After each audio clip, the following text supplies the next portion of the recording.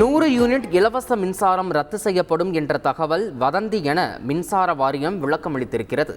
மேலும் இது தொடர்பான கூடுதல் விவரங்களை எமது செய்தியாளர் தாயுமானவன் வழங்கிட கேட்கலாம். தாயுமானவன், மின்சார வாரியம் இது தொடர்பாக என்ன விளக்கம் அளிச்சிருக்கு, முழு விவரங்களை சொல்லுங்க.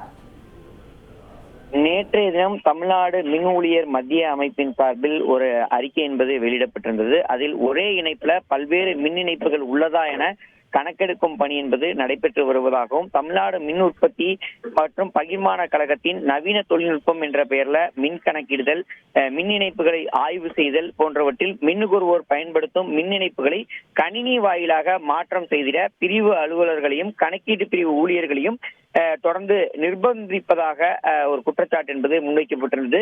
மேலும் தங்களுடைய ஆட்சேபனையை தெரிவிப்பதோடு கீழ்கண்ட வகையில பொதுமக்களிடம் கேட்கும் கேள்விகளை கேட்க வேண்டும் எனவும் உத்தரவு என்பது அதில் குறிப்பிடப்பட்டிருந்தது.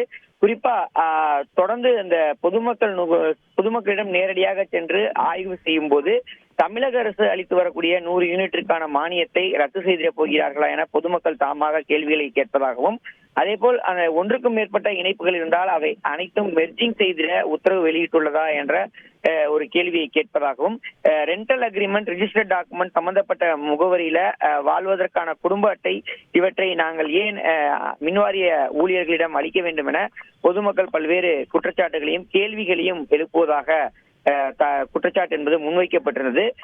இந்த நிலையில தான் இந்த 100 யூனிட் மின்சாரம் என்பது ரத்து என்ற தகவல் என்பது வதந்தி என தற்போது மின்சார வாரியம் தெளிவான விளக்கத்தை வழங்கியிருக்கிறது.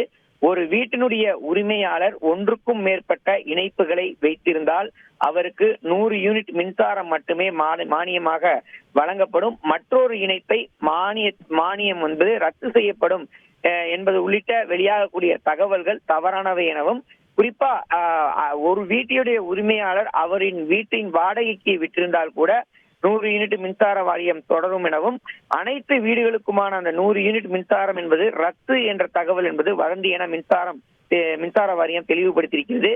எனவே மின்சார ஒழுங்குமுறை ஆணையம் வழங்கி இருக்கக்கூடிய உத்தரவின்படி தொடர்ச்சியாக மின்சார வாரியம் செயல்படுவதாகவும், எனவே உத்தரவில் குறிப்பிட்டிருக்கக்கூடிய வாடகை வீட்டுக்காரர்களுக்கான மானியத்தில் எந்த இடையூறும் இருக்கக்கூடாது என தெளிவாக குறிப்பிட்டிருப்பதாக தகவல் என்பது வெளியிடப்பட்டிருக்கிறது.